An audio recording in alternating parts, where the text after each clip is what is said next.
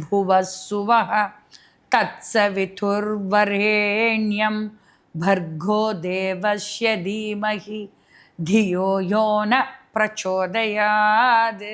இந்த மந்திரத்தோட அர்த்தம் என்னன்னு கேட்டிங்கன்னா, இந்த பூலோகம், மத்தியலோகம், மேல் லோகம், இந்த 3 லோகங்களுக்கும் சக்தியான அந்த பரம ஜோதி ஸ்வரூபமான அந்த சத்தியத்தை நான் தியானிக்கிறேன் அப்படின்னு சொல்றது தான் இந்த காயத்ரி மந்திரத்தோட பொருள்.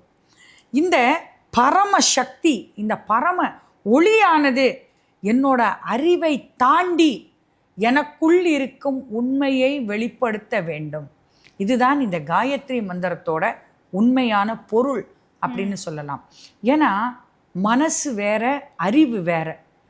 மனம்ன்றது எப்பயுமே உண்மையை பற்றி தான் நினைக்கும், உண்மையை பற்றி தான் பேசும். ஆனால் அறிவு என்ன தெரியுமா செய்யும்? அறிவு மனசை அடக்கிடும். அந்த ஒரு அடக்குதல், அறிவாலே ஒரு பொய்யான ஒரு அடக்குதல் இந்த மனசுக்கு ஏற்படக்கூடாது அப்படின்னா நாம் காயத்ரி மந்திரத்தை மனசார ஜெபிக்கணும்.